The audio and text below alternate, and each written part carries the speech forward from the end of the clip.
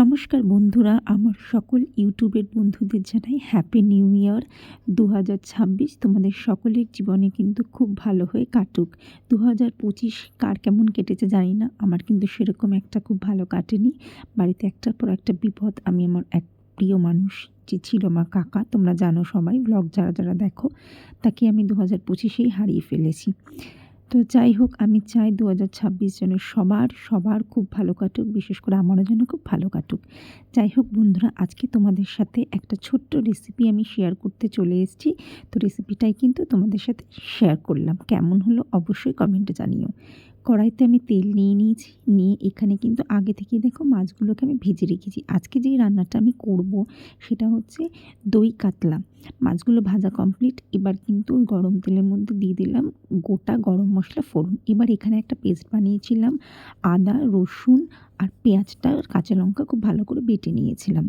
তারপরে এর মধ্যে না আমি একটু কড়াইশুঁটিও অ্যাড করলাম, কারণ আমি দেখলাম কড়াইশুঁটিটা দিলে না দেখতে কিন্তু বেশ ভালো লাগছিলো। এবার এখানে একটু পরিমাণ মতো নুন দিয়ে দিলাম। এখানে ড্রাই স্পাইসেসের মধ্যে অ্যাড করলাম জিরে, ধনে আর লঙ্কা গুঁড়ো। হলুদ গুঁড়ো কিন্তু এখানে আমি ব্যবহার করিনি। দিয়ে এবার ভালো করে কিন্তু মশলাটাকে আমি কষিয়ে নেব। এখানে আরেকটা পেস্ট নিয়েছি, এখানে হচ্ছে তোমার কাজু, পোস্ত আর মৌরি, এটাকে ভালো করে বেটে নিয়েছিলাম। ওই মশলাটা কষানো হয়ে গেলে কিন্তু এই পেস্টটাকেও আমি ওখানে অ্যাড করে দেবো, দিয়ে ভালো মতো আবার কষিয়ে নেব।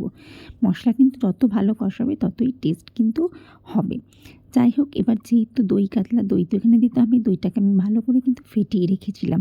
তো দইটা দিয়ে ভালো করে নাড়াচাড়া করে নিয়ে আমি এখানে পরিমাণ মতো জল দিয়ে দিয়েছি। এবার সামান্য একটু চিনি দিলাম টেস্টটাকে ব্যালেন্সের জন্য।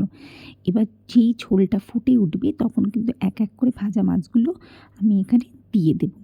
তারপর কিন্তু যেই আবার একটু ফুটতে দিতে হবে, কারণ মাছের মধ্যে কিন্তু রসটা ঢুকতে হবে, তাহলেই কিন্তু খেতে বেশ ভালো লাগবে।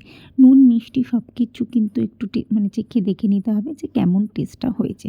তারপর যেটা লাগবে অল্প পরিমাণে তোমরা দিয়ে দেবে। উপর দিয়ে কাঁচা লঙ্কাও আমি দুটো দিয়ে দিয়েছি। এইবার কিন্তু উপর থেকে গার্নিশিংয়ের জন্য আমি ধনেপাতা ছড়িয়ে দিলাম। ব্যাস রেডি আমার দই পোহা। রেসিপি ভালো লাগলে কমেন্ট করো আর চ্যানেলটাকে লাইক শেয়ার সাবস্ক্রাইব করে দিও। টাটা।